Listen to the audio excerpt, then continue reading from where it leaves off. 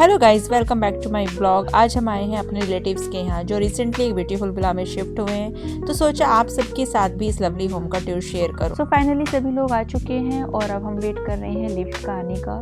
और उसके बाद हम सभी निकल गए थे ऊपर के लिए, बिकॉज अब हमें जाना था, लेट भी काफ़ी हो चुके थे। हमने उनको टाइम भी थोड़ा जल्दी आने का दिया था।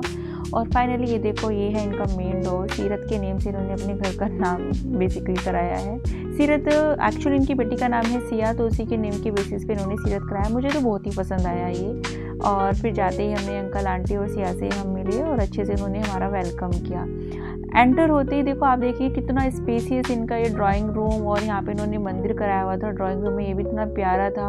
और इसी के साइड में ये इनका डाइनिंग एरिया है। एक्चुअल में अभी इनका पूरी तरीके से फर्निश्ड नहीं हुआ है, लेकिन कुछ ही टाइम में मे बी हो भी जाएगा, बिकॉज अभी इनका कंस्ट्रक्शन कंप्लीट हुआ है, सिर्फ ये डेकोरेशन वगैरह हुई है, तो इन लोगों ने यहाँ पे शिफ्ट कर लिया है। बट उसके बावजूद भी घर में एंटर करते इतनी पॉजिटिव वाइब्स आ रही थी ना। ये इनके बेटे का रूम है जिसमें कि इन्होंने थोड़ा पेस्टल शेड्स दी हुई हैं, और पूरे घर में भी इसी तरीके से पेस्टल शेड्स ही दी हुई हैं। मुझे तो देखते ही काफ़ी पसंद आई है।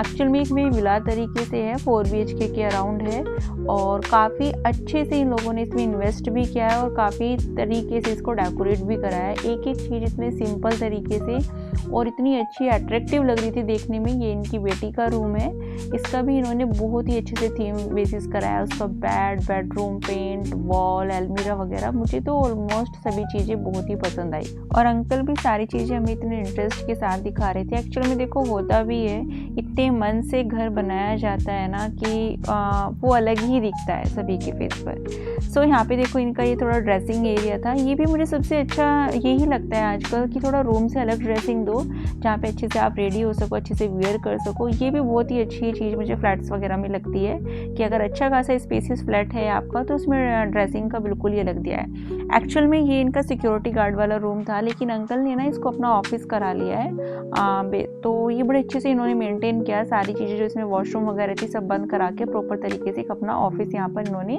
रेडी करा लिया। फिर आ गए थे हम किचन में, जो कि एक वेल मेंटेन थी, और किचन में जाकर भी काफ़ी अच्छी सी वाइब्स आ रही थी, बिल्कुल नीट एंड क्लीन। एंड फिर था इनका ये मास्टर बेडरूम, जिसमें इन्होंने बहुत ही अच्छे से सारी चीज़ें कराई हुई थी, सब कुछ अपनी जगह पर। अलमीरा हो गया, LED पैनल हो गया, ड्रेसिंग एरिया हो गया, वॉशरूम हो गए।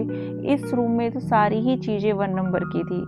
एक्चुअल में था भी मास्टर बेडरूम, और उसके बाद था यहाँ से इनका ये बालकनी का एरिया, जिसमें से तीनों ही रूम्स आई थिंक यहाँ से अटैच्ड हैं। और बालकनी का स्पेस भी इतना बड़ा था कि सामने से इतना प्यारा व्यू, लाइटिंग वगैरह सब कुछ इन्होंने बहुत ही अच्छे से मेंटेन की हुई है। एक्चुअल में देखो, वो घर एक ऐसी चीज़ होती है कि इंसान अगर शाम को थका हुआ अपने घर पर आते हैं तो उसे एक अच्छी सी वाइब्स आए। यहाँ पे अंकल एक्चुअली में आंटी की अलमीरा दिखा रहे हैं, बट फिर उनको एकदम से रिमाइंड आया, अरे मैं क्यों दिखाऊँ, तो तुम्हें दिखाना चाहिए। तो फिर आंटी ने हमें अच्छे से दिखाई, बड़े अच्छे से ऑर्गेनाइज किया हुआ था, लाइटिंग वगैरह प्रॉपर तरीके से।